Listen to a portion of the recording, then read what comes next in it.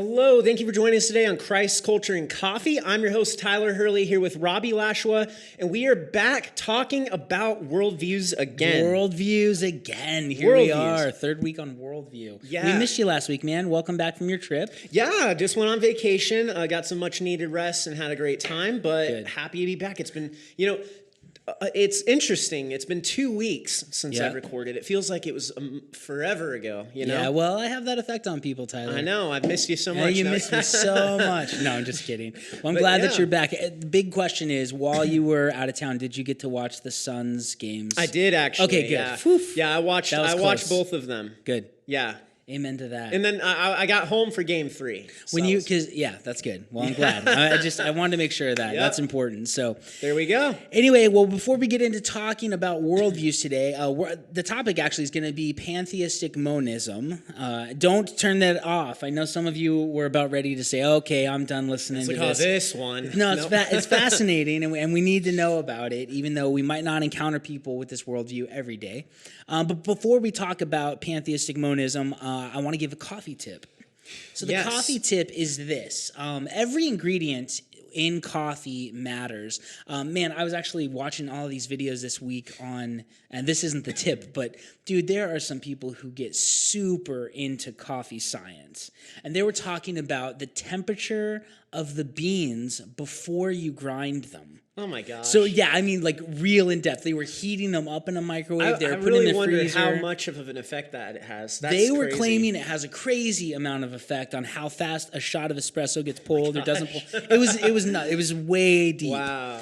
However, all those little things do add up to a good or bad cup of coffee. Sure. And so the tip for today is a little more attainable than the temperature of your coffee beans before you grind them. The tip for today is that your water temperature really matters when you're making coffee.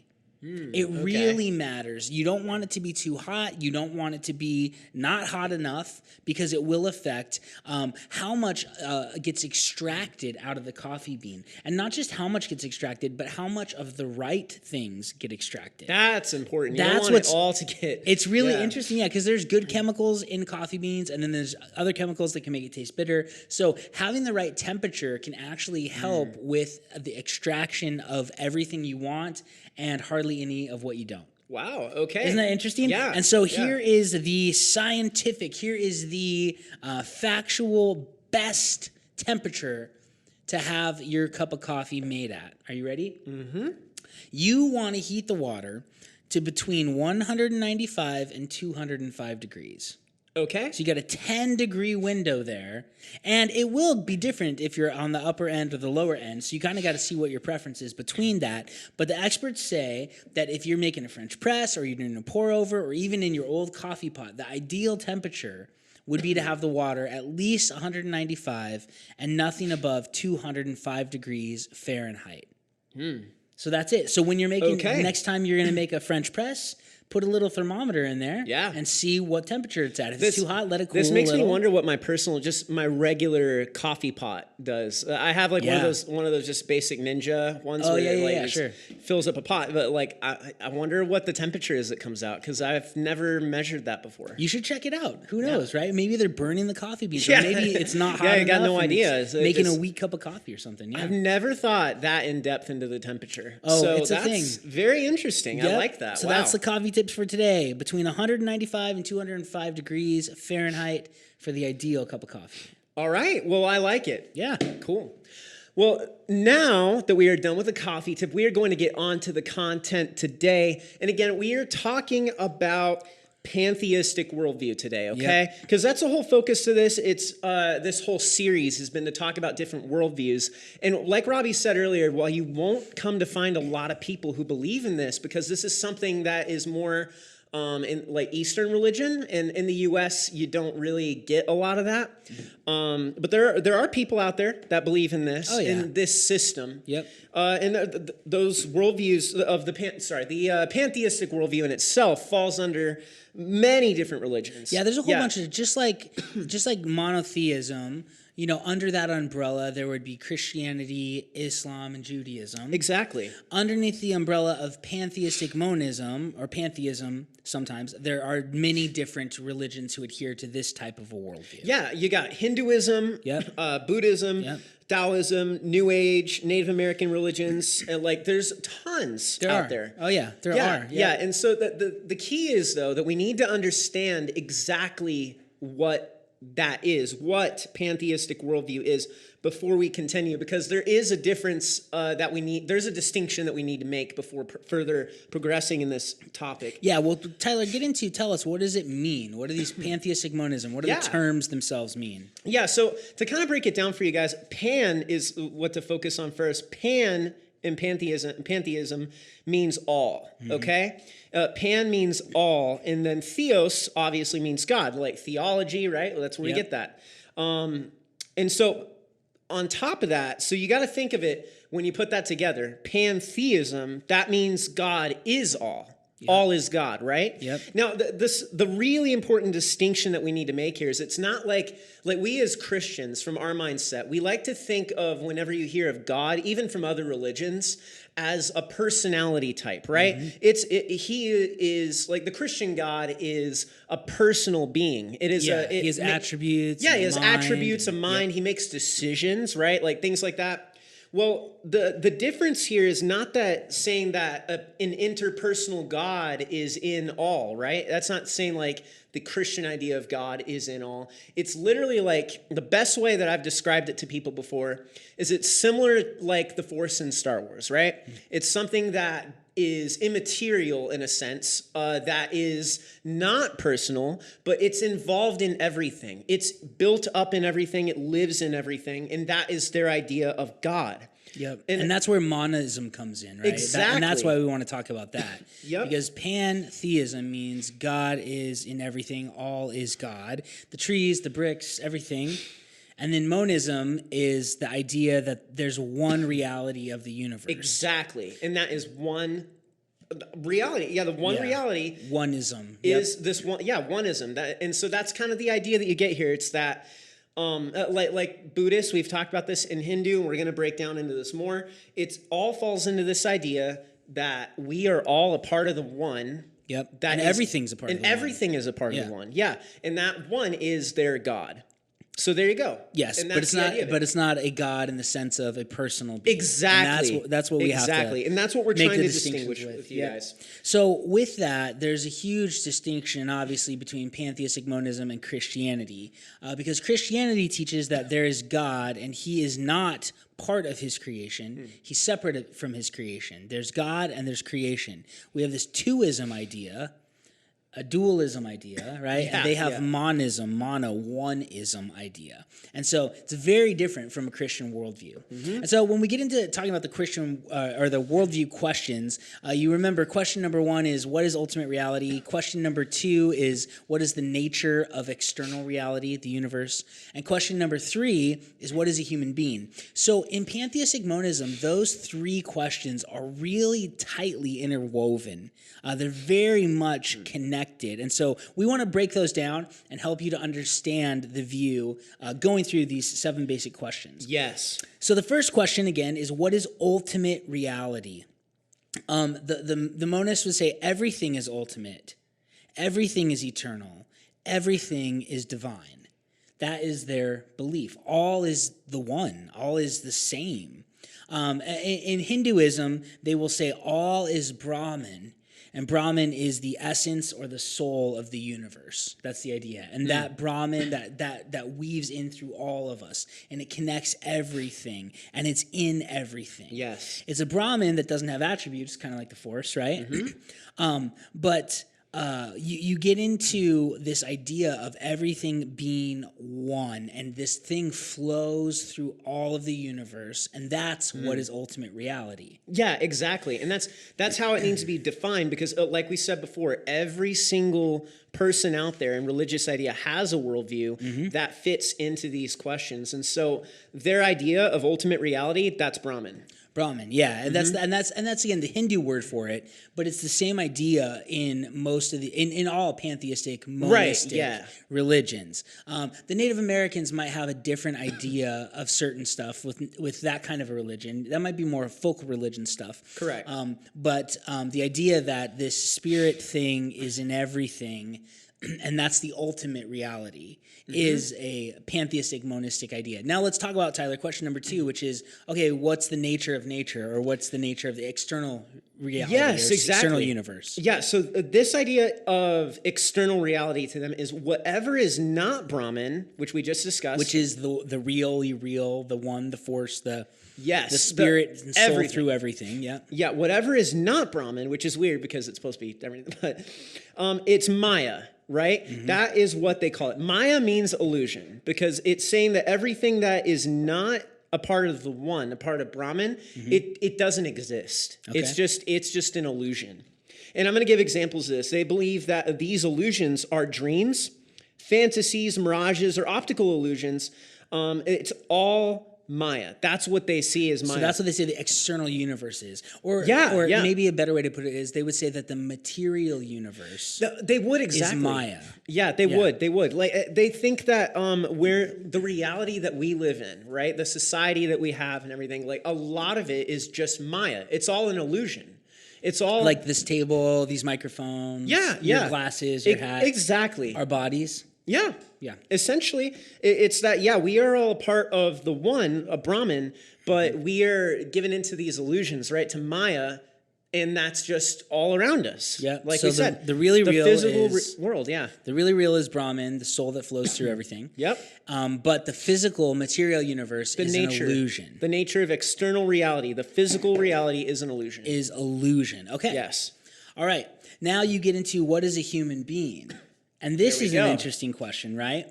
So they would say, and the Hindu way to say it would be, Atman is Brahman. And I always think it sounds like Batman is Robin, but it's not. It's different. I've thought that a lot. Because they would say Atman, to us, a human being, the individual, is a part of Brahman, right? And this idea comes from the Hindu scriptures. But they wouldn't say your physical body is a part of the oneness of the one. But your spiritual self is a part of the oneness of the one. So each person is actually this being, this force, this God thing, this Brahman. Yeah. It flows through all of us. They would say that one of the problems, though, is that many people do not realize that they are this, and they get too caught up in the illusion of the material. In the Maya, right? And so that's where you'll see, like, especially with Hinduism, is where some material things are more important than others because they are more of a real thing, meaning they're more Brahman than they are Maya. And that's where it starts to get confusing, right? Because when you think about it, it's like, okay, well, like, how do you really tell? Well, they would say you can tell in the sense like minerals and rocks are the least real things, right? Because there's no immaterial thing animating them. Yeah. And then vegetables have life, but they're not like a human, right? So they're the next important. And then animals are better than vegetables. And then finally you get to humanity. And so there's like a hierarchy of who's closer to or who has more of the Brahman and who has more or less of the Maya, well, there the we illusion. Go. There's an explanation. So within humanity, though, there's even people who are closer to becoming the one with the one. Mm-hmm. So the enlightened guru, right, is the closest human to becoming truly Brahman. Yeah. But in order to do that, you have to lose your individuality and your understanding that all of this is illusion and all of that kind of stuff. But that's what they would say a human being is. We're made up of Maya and we're made up of Brahman, but our real self is the spirit, is the Brahman. Exactly. And that's kind of something else that we want to kind of break down even further, right? Is how since we are all Brahman, right? They believe that all roads pass whatever it is. They all lead to the one, right? We all lead to Brahman. We all become, eventually that is our end, is the idea, is we're all going to lead to the one. Yeah, so no one religion's right or wrong. Correct. They all lead. To their perspective, that is the way. That is exactly what the worldview is. Yep. And so the goal is to not be with one another on the same path, because we are all on the same path, right? Well, as Christians, I'm not on the same path as a Muslim. You're correct, but and that's what they would believe say, that. Right? They believe that. Well, they would say we're not all on the same paths, but that doesn't matter. Well, yeah. That's what they say. Because they often use like Mount Fuji as like an example. And there's many paths to get to the top. Yeah. And one's a Christian path, and one's a Muslim path, and one's a Hindu path. Yeah. But we're all going to the same place. I'm sure a lot of you have heard this before. Yeah. And that's how they describe it. So it doesn't matter what path you're on, but what matters is that you're going in the right direction. Yes, that's what they believe. And there's so many other problems with that we won't touch on right now. But that's the main idea to explain. The interesting thing is it's not about the doctrine, right, of how to get there. It's about the technique. Yeah, because you already are one with this thing. Yeah, because they're like, look, you don't need any other knowledge. That's why what Robbie was saying, right, where to them it doesn't matter about the perspective, like that analogy of the mountaintop. They believe that everyone is headed on the same path. So it doesn't matter what doctrine you follow. That's in their worldview. Yep. What matters is the technique on how to get there. And so what's interesting is there's, sorry, I'm going to butcher this name possibly, or Sri Ramakrishna. Yeah, Sri Ramakrishna. There we go. Perfect. Said, do not argue about doctrines and religions. There is only one. All rivers flow to the ocean. Flow and let others flow too. Sounds very nice. It does. It sounds peaceful, right? There you go. That thought, okay? But the thing is, so this is what they do, though. The practices of meditation are encouraged through their technique as a way to achieve Brahman, right? To become Brahman, to realize you're a part of it and that you're shutting out Maya, the illusion, right? Oftentimes, I've actually heard stories and seen, like, there's gurus who will take this very seriously, especially like in the East, where there's a meditation practice where they dig themselves in a hole and they just pile cow dung on themselves. Those are supposed to be the most enlightened guys. You're right. Because they don't care about material. See, exactly. So what they're doing is they're starving themselves and they're humiliating themselves by doing this to show to the public, I am worthless. I am nothing. This is all immaterial. Which, personal side note, I think it's fascinating because you see how Satan's kind of got a foothold on this type of worldview. It's like just further dehumanizing people and giving them this idea that they are worthless, which is not. It's not reality. It's not reality, and the other thing that's really interesting about that aspect of it when it comes to a human being is they would view personality and individuality as Maya. So you actually need to realize that you don't have these things. So if you have a certain personality or a certain temperament, all of that's illusion. And you've got to realize that and then realize that you're just one with the one. And so it strips you of the individuality and the what do I want to say? The uniqueness that God's created you with.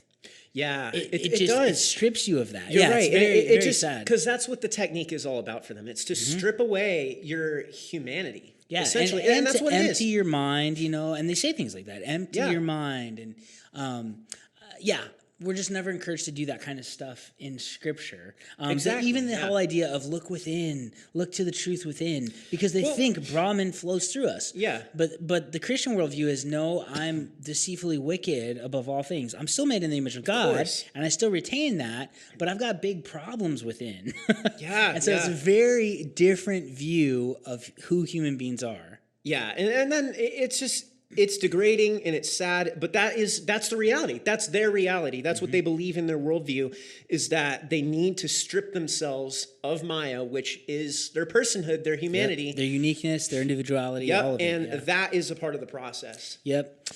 So that's what a human being is, and some techniques on how to realize your oneness with the one. But we're going to skip question 4. Many of you remember question 4 is what happens to a person at death.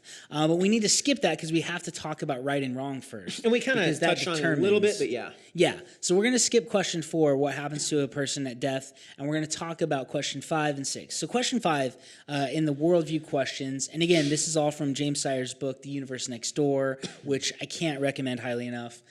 So question 5 is, how do we know? It's the epistemology question. How do I know that I know? How can I trust my thoughts?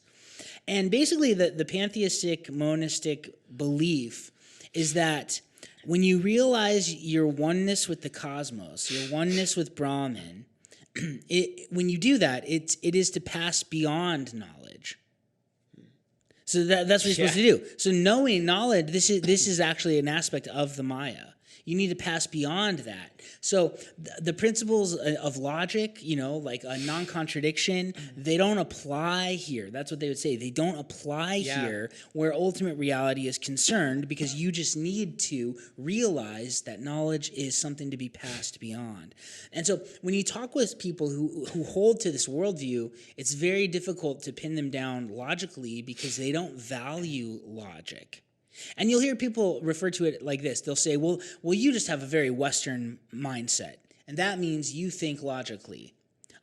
However, that's a cop-out because all human beings are supposed to think logically. That's not just a cultural thing. We're all supposed to do it. And because many people with this Eastern pantheistic mindset don't think logically, doesn't mean that logic's not true. It just means they're not using it. But they say, well, that's something you have to grow beyond. It's just a philosophical issue that they Big have. time. It really is. And it's very flawed, and it's something that often needs to get exposed by asking the right questions and stuff, because honestly, they're doing the same thing. Oh, yeah. They it's really hard are. To live that out. We'll talk about some of that in there. But Absolutely, with knowledge, they would say, listen, the whole knowledge thing, you got to get beyond that. And that's another aspect of why doctrine doesn't matter, because it's not about what you know. It's not about what you believe. It's about your practices to realization of oneness. Yes, that's right. So, all right, question number 6. Yes, so getting into this, it's kind of touching a bit, too, on what we discussed with question 5. But the question is, what is right and wrong, right? The thing is morality, right? Yeah, morality. Yeah, exactly.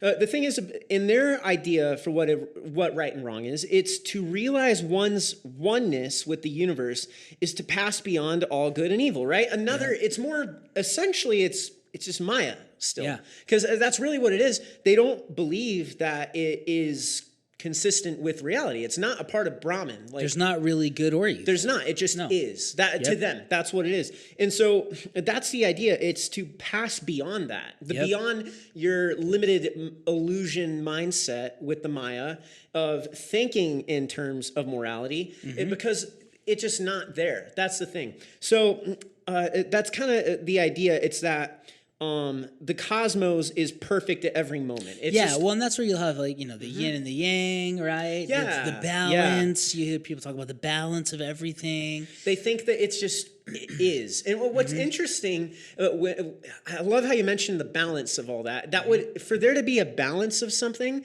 that would have to imply that it's real, meaning that there could be more on one side or the other. So I'm just saying, there's so many inconsistencies in this philosophy and worldview. But that's because you're applying Western mindset to it, Tyler. Right. I gotta think in the Eastern cleanse mindset. myself of this Maya. Right? I'll find some cow dung outside after this. Sure. But there we go. But even though that they agreed this is true, that morality essentially is Maya, right? People can't live without having a sense of right and wrong, because they were actually created by God with morality. Like, they live in the real world. Yeah, even though they believe this, they still live in the actual world where there's right and wrong. The fascinating thing is, within the example of Buddhism and stuff, or even in Hinduism, that's there too. But in their idea, I've heard this discussed before too. They don't even, correct me if I'm wrong, but even the most enlightened are told it is essentially immoral to tell other people how to become enlightened, because they need to discover that for themselves. Am I correct? Somewhat, yeah. I mean, it depends on which religion. Of course, yeah. So there's some ideas that are out there of this. So it's just coming to a point. They have a very strong view of what's right and wrong. Well, of course they do. But they shouldn't, because they don't believe that there actually is right or wrong. Exactly. Right? But it's not consistent. It's not consistent. But because they do live in God's real world where there is right or wrong, they had to come up with this system that's called karma. Yes, and you're going to get into karma here. Yeah, we've all heard of karma before, right?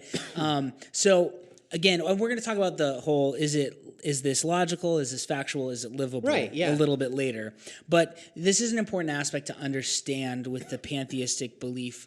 Karma is the idea that a person's present, not even a person, an animal, a plant, anything, your present life's circumstance is a result of how you lived in a previous life.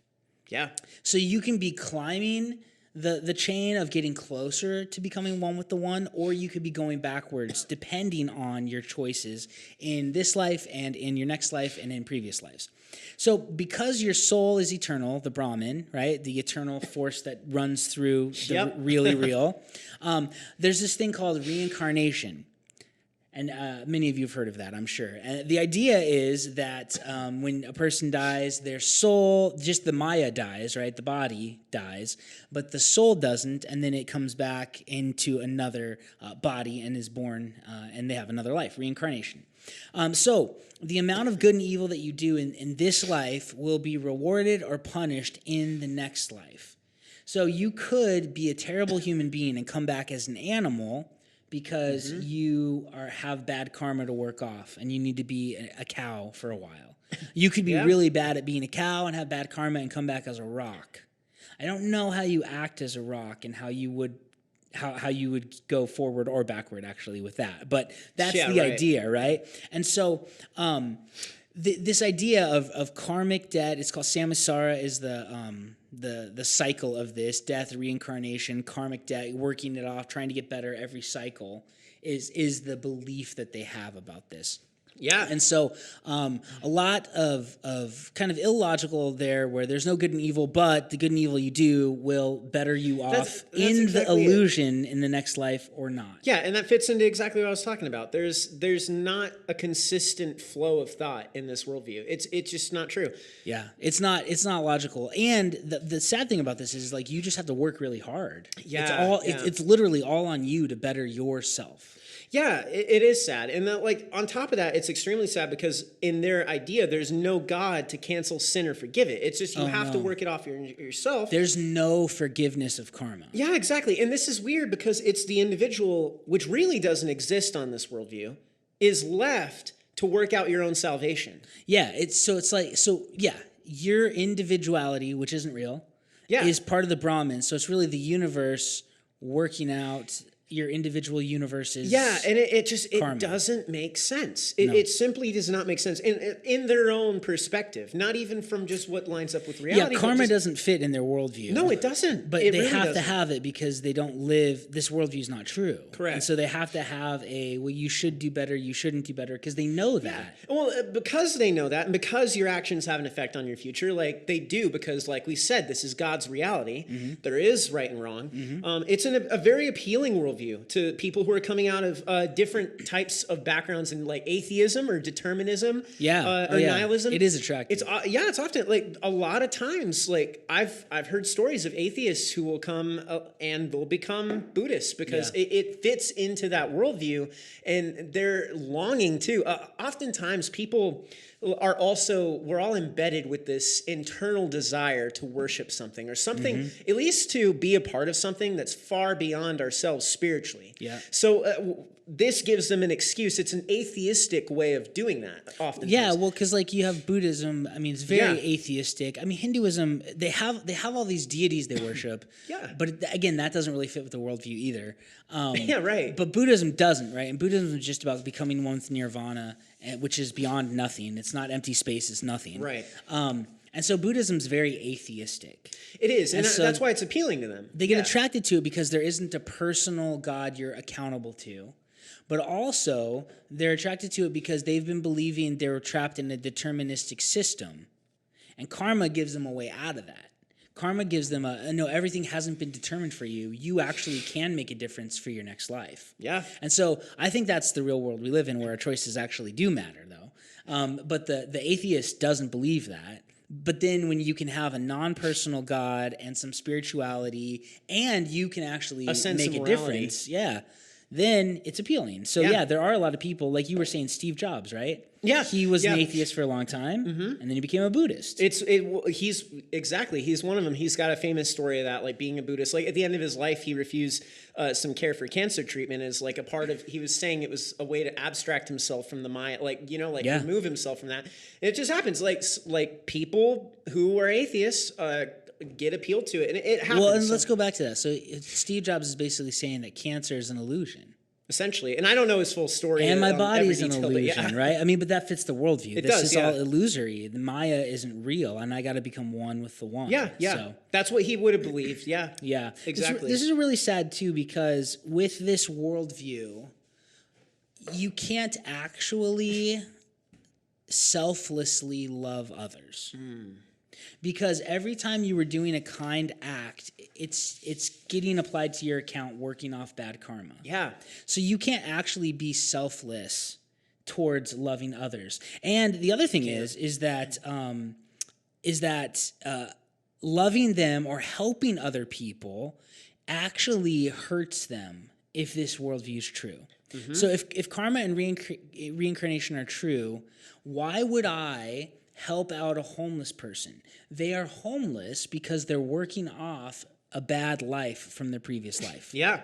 So why would I hurt them for their next life by helping them now? If I help them, they're not working off their karmic debt. Oh, that sounds like bad karma, if you ask me. Yeah. So now it's all flipped. Isn't that weird? So well, really the way we use bad karma in America isn't really what it means. Of course. But yeah. But the thing is the point you bring up is that the system is designed, but like by definition, if you really break it down, it's entirely selfish based. It all is. And and you can say or lie to yourself and say, I'm doing this out of benefit of others. But ultimately in the worldview, you're not, because you're hurting other people. Yeah. So really what it is, you're going around stealing moral tokens, stealing karma from other people to build up your own bank. Yeah. That's all that's happening. And what's really funny is that other people are just part of the Brahmin, so you're just really doing it to yourself anyway. Yeah. I mean, in a sense, right? What is it? It gets pretty weird, but it is a sad view, and that's why the caste system in India works. That's why it's set up, right? Where you're born into this caste, the warrior caste, and so you marry people from that caste, you do business with those people, you get these kind of jobs. But if you're in a lower caste, I'm not going to come down and help you, and that's why there's the untouchables in India. Yeah. Because they're the worst of the worst, the lowest of the low. But to help them would be to hurt them in the next life.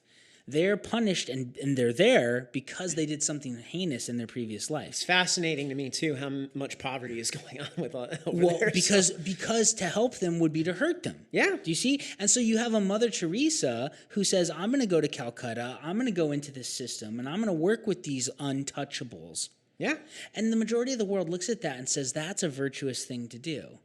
But according to the pantheistic monistic worldview, that isn't virtuous. That's actually hurting them. Yeah. Isn't that crazy? It is. And so it's so backwards. Twisted. Yeah. And so Satan has gotten people to believe that helping others is actually hurting others. Mm-hmm. That's the big idea here. So exactly. When you do something like that, it's bad. So this idea of karma and karmic debt, if you really play it out and believe it, you won't be charitable. Yeah. And you won't help other people. And that kind of just even works against the livable aspect, because being generous is something we want to do a lot of times. It is. It's a human nature helping thing. other people out. Well, even the idea of, think about like being a hero, right? Yeah. Heroic, saving that person from a fire, helping this person out of a bad situation. All of that stuff on their worldview is worthless.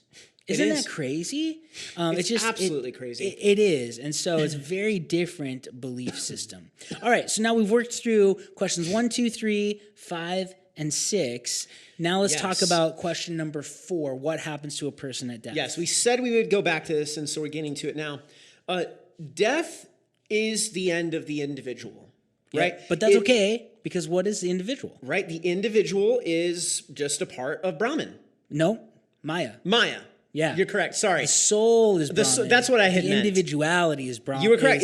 So it is just Maya. So it's illusion. It doesn't matter. It is just illusion. Yep. That is the point to it. So that's what happens when you die. You lose your personal existence. You lose, an illusion. An illusion. Yeah. That's what it is. But it changes nothing, because like you said, your nature, that's what it is. That is what matters. Eternal. Eternal. It's part of the Brahman. Yeah. So to them, death is not a big deal, right? We just said earlier, we talked about Atman is Brahman, right? Yeah. My soul is part of the one soul of the universe. Yeah. Exactly. So the essence of every person is eternal. Mm-hmm. This really is seen in how people in India live, right? You see that a lot. They do not try to better themselves revolt against the caste system or the British regime. The cheapness of life is a stark reality in these. So like we just spent time talking about that. They don't try to do anything to get out. They're just like, okay, well, look, I need to strip myself of this because it's Maya. Like you said, it's something that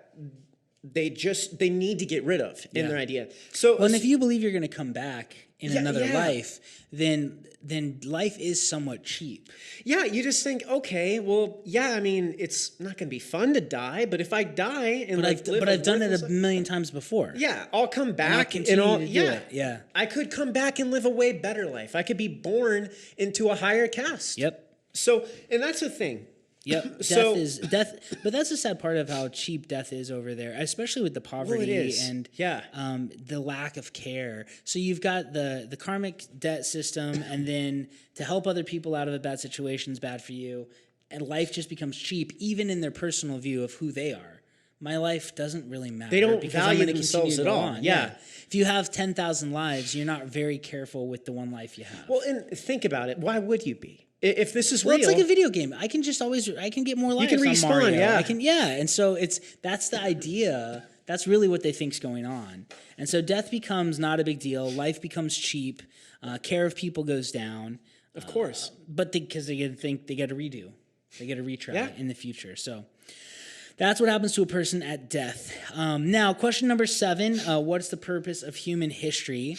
They would say the purpose of everybody is to realize their oneness with the one and to pass beyond time, because time is Maya.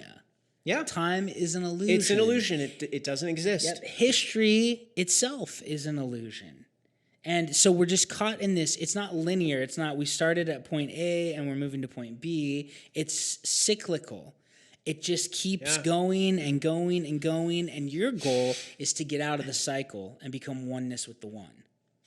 That's the goal of life. So how you do this, the Buddhists say you eliminate desire, you'll achieve enlightenment and salvation, you'll get to go to nirvana, which is beyond nothing, and you'll lose all individuality and personhood and become one with the oneness of the universe. That's the goal, but it's to pass beyond time. It's to pass beyond knowledge. It's to realize right and wrong aren't real and everything's balanced, and to be absorbed into a non-personal force. Soul. That's all that it is. That's what it comes down to. And it's really sad. It sounds more like, in my mind, I'd rather just keep doing the karma thing over and over again than enter into nothing. Well, because what is that exactly? Like, what? Because they don't even fully know that. They would say that they don't fully comprehend or understand in their worldview what that is. But it's like that becoming nothing, basically just my person, who I am, ceasing to exist. I know they're saying that's just Maya. It's an illusion, but people know in their hearts, hey, no, I exist. I'm here, and I don't want to be annihilated for eternity. That's, or at least not annihilated, but at least I don't want to just be like a void, essentially. And who does? No one does. It doesn't sound appealing to me. No, it doesn't. It doesn't sound appealing at all. The other thing I've always wondered, is with the karma system, is who number one, if there's no right or wrong, who determined what things are better or worse to do for better or worse karma? See, that doesn't make sense. It doesn't make sense at all. And then who's the person keeping track and sending me into the right situation in each reincarnation? I think they just think it's just nature is what they would say. It just because there's no personal God. Yeah, exactly. Yeah. So what is causing that? They just assume it's happening. That it just happens, But those types of things don't happen without somebody setting it up like that. Anyway. Well, it's because really what they're doing, they're not thinking logically about this. You'll often find, and that kind of falls into what we were talking about earlier, right? Mm-hmm. That whole idea of, you're just a Western philosophical thinker, logical thinker, Western thinking, whatever. The thing is there the truth in that is there is this culture that's out there and all over the world of people who just think that, I need to just not think, essentially. I need to remove that and just feel, be emotional. Yep. And when we let our emotions direct our livelihood, that's so dangerous. And that's, but that's the thing. But that's what's happening with this whole worldview of Buddhism. Well, and you have, well, and you have like the interesting part. So Buddhism, I think, is a little more logical because they don't have like deities. Sure. There's nothingness. Well, you're going to nothingness. But with Hinduism, they have all these thousands and thousands of gods. You know, Shiva and Krishna, and they have all these texts, supernatural beings. And it's like, how do those supernatural beings fit into this? Are they a part of the Brahmin? And they would have to be a part of the system. So they're an illusion as well. I mean, that's what I mean. It's a mess. Yeah, it is kind of a mess. And again, with Hinduism specifically, you know, people often talk about it's not Hinduism, it's Hinduisms. There's so many different ideas of it because it's not like there is a standardized doctrine of it. Well, there's it's not. Just all these people in a similar area practicing it. Yeah, they'll save and like there's no actual sacred texts in Hinduism, but they have like. Well, they have, what I mean, but they don't all adhere to it. It's more because it doesn't matter about doctrine, right? It matters about practice. Exactly. Yeah. Exactly. And so now that we've talked about this idea, though, this worldview, we want to talk about the idea of it being logical. Is it factual and is it livable? Which we already talked about all those things. Yeah, a little bit, yeah. A little bit, but I just really want to break that down with you guys. Because you have to always, that's the whole idea of a worldview. What do they answer these 7 questions? Now let's evaluate it. How do we evaluate it? We look at, is it logical? Is it factual? Is it livable? Yes, and we've been talking about that. That's what you do with the 7 worldview questions after you've answered them.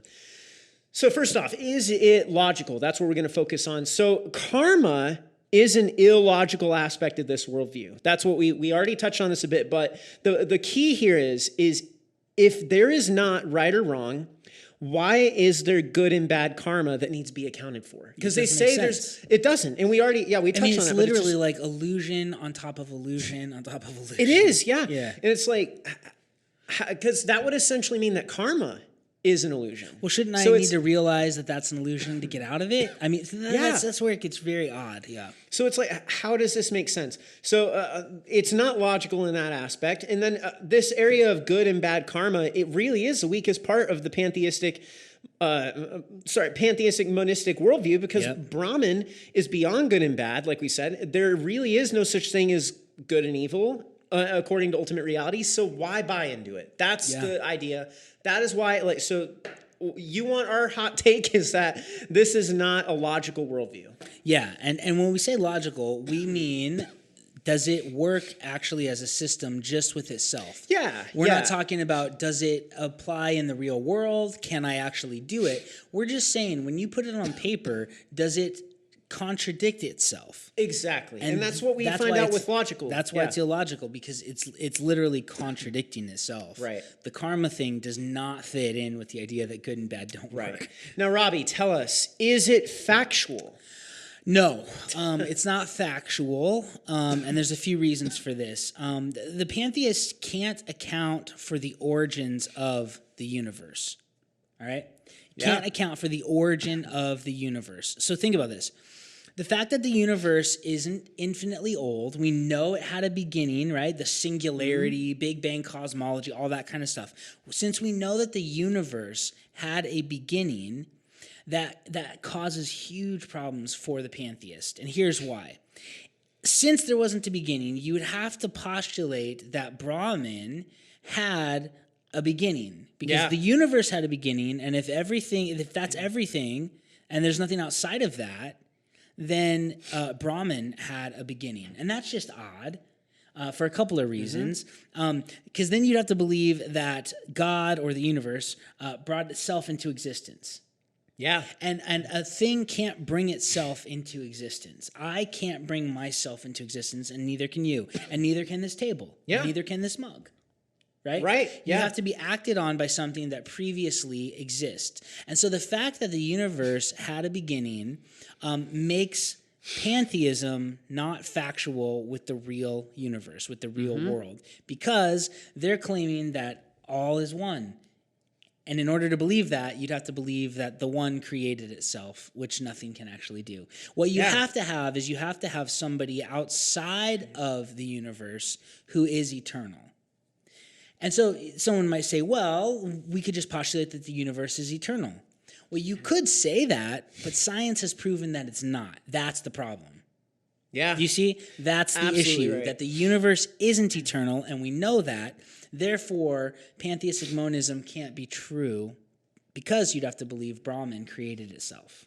You would have to. Yeah. That's the only solution with this. And the Christian worldview says, because people will say, well, who created your God? And our claim is no one created him. He's eternal. Well, the thing is, and that's actually the best answer from a realistic and logical standpoint that I've ever heard about about ultimate reality, because there has to be something eternal. There has to be. And it either has to be the material universe or something outside of the material you can universe. tell me, hey, there's no God, but whatever the substitute is for God also has to be eternal. Something has to be eternal that caused it to create. Well, like the atheist has to postulate a multiverse, or there was the universe shrunk down into nothing and became something, because there has to be something previous. And there's no to evidence for that either. No. So that's the biggest issue there. So until you can prove that, that's the problem. And so that's the thing. You have to realize, is this logical? Is it factual? Is it livable? And now we're going to talk about, is it livable? Yep. Exactly. So okay, does it fit within itself as a system? We'd say no, because of karma. Is it factual? Well, one of the reasons it's not is because the universe had a beginning, so it doesn't match with what we know about reality. Now, Tyler, tell us about livability. Is this something you can actually live out? No, it's not something that you can actually live out, because believing that all is Maya, all is an illusion, it's not livable. Why? It's not. Well, every day, the pantheistic monists will deny this belief. You'll see it throughout the whole thing. How do they deny it? Like, what do you mean? How would you deny it? The biggest thing that I see in this is the caste system, right? It's extremely unloving, and it's extremely, it's not livable in itself. Well, in their idea, it's livable. But the thing is you can't go out in reality and, picture this, okay?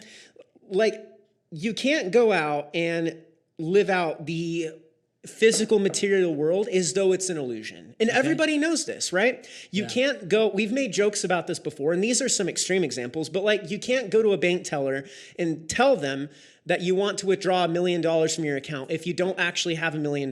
They won't do it because that's not reality. You can't go out into the middle of traffic, moving traffic, and just expect to not get hit. Yeah. Right? It's things like that.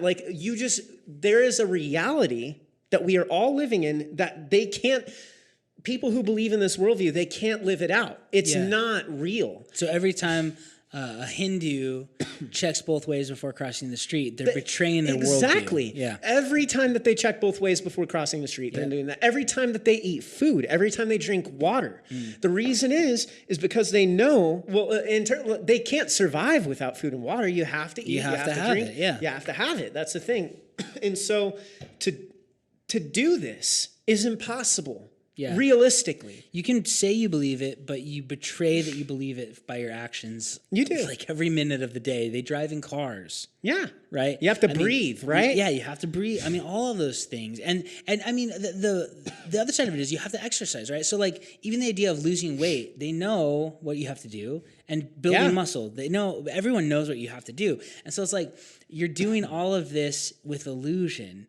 And so even with Steve Jobs, having cancer and then not taking treatment for it, what happened to him, Tyler? He died from cancer. Well, and that's because he can't just say, look, you know what? This is an illusion. I can just choose to not die of the cancer. It doesn't work like that. No. It's because the cancer's real. Yep. That he had, and it killed him. And that's a huge point. So this livable point with worldviews is a big deal because anybody can claim to believe whatever they want. Anybody can say, I think this, and many people can convince themselves to believe things that aren't true. Yeah, of course. We all can do that, right? I believe things that aren't true. Yeah, sure. So we all can believe in lies. The problem is reality is real, and no matter what you believe about it, it's going to rear its ugly head and intrude upon your life. Well, it's because it just is. You want to know what really is reality. And cancer is real. It doesn't matter how you feel or what you think about it. it's real and it intrudes your life, and death intrudes your life, and all of these things. It's so interesting to think about that. So that's why the livable question is a big deal. You have to answer, is this livable? Yeah. Because we live in a real world, not an illusory world. Well, that's what I'm saying, is that if it is an illusion, why couldn't Steve Jobs just say, you know what? I don't want to die of cancer. I just want to keep living my life, creating these new technologically advanced devices. And I want to keep being a millionaire, and I want to live a long life on the earth before I go back into the cycle or whatever. Why didn't he do that? Well, think about this. Even desiring to not have cancer doesn't fit in this worldview. It doesn't. Because there isn't good or bad. Cancer is not good or bad. It just is. Yeah. And so that's what's so even I'm depressed about this. I'm sad that this thing happened to me. You don't have a place for those types of categories because that's just illusion. Yeah. So it really does dehumanize human beings. It really does take us into a totally different reality, one that we're denying what we're living out every day. It's not factual. It's not logical. I don't think it's good. And many, many thousands, hundreds of thousands, millions of people believe this worldview. Hinduism is actually the third largest religion worldwide. Yeah. And then you add in Buddhism and Taoism and all these other ones, and this is a predominant worldview in our world. And so we need to know how to talk to people about it, and we need to know what to share. And a couple of things that are important when you're talking with somebody who adheres to this, forgiveness is something that they have no category for or concept of. Yeah. And that's one thing I talk about a lot is the forgiveness of God, because I can't be good enough to work off all of my karmic debt. In 1,000 lifetimes, I couldn't work it off because I keep accruing more bad than I do good. And so I needed Jesus to forgive me of my sin, of my bad, right? Yeah. And so the forgiveness and the grace aspect of it, I think would be very appealing to them because in Western eyes, New Age, reincarnation, we think it's a cool thing. To them, it's not a cool thing. To them, it means you haven't made it yet. Then this idea that God came, a personal God came, and he did what none of us could on the cross, and he paid the penalty for our sins, and he gives us the free gift of salvation, the free gift of eternal life if we trust him, not work for him. That is mind-blowing to the people that adhere to Pantheistic Monism. And so I think forgiveness is something that is just very appealing, and it's interesting because it kind of rings true in all of our hearts too. To be a real Pantheistic Monist, to really adhere to this, you'd have to think forgiveness is laughable. Yeah, you would. Not just that it didn't happen, but that it's just such a bad joke. Like that's heinous, right? It's fascinating. So I'd encourage you to speak up about forgiveness when you meet people in this situation, and tell them about the forgiveness and the grace that we can find in Jesus. Well, and that's the thing, right? Like we said before, it's often hard to appeal to people who believe in this because it is an emotionally based philosophical worldview. And so the key to getting with them is to help them to understand these concepts, right? It's not always because it can be pretty difficult to convince them through some of these arguments directly. And oftentimes you need to help them to just understand the concepts of not being able to work off your karmic debt, right? Or not being, needing forgiveness, right? Or there being an actual sense of morality, right? Yeah, or that they're special as the individual that they are. Exactly. Yeah. And that they have value. And they're not just some, little speck of the one that's out there living out an illusion. So if you know anyone who believes in this worldview, just be praying for them. Pray that the Lord would soften their heart and reveal to them who he is and his nature, and reveal their nature and the value that they have to him as a human being. So thank you guys so much for joining us today on Christ, Culture, and Coffee. Again, hope this episode was beneficial to you all. I hope that you guys have learned something more about the idea of a pantheistic worldviews here, and that you have come to a better understanding of how to approach it with the 7 worldview questions that we've shared. And that please, if you have any questions, don't be afraid to reach out to us on our social media accounts, because we would love to help you out further. But then again, just thank you so much for joining us today on Christ, Culture, and Coffee, and we will be back next week continuing on in this series on worldviews.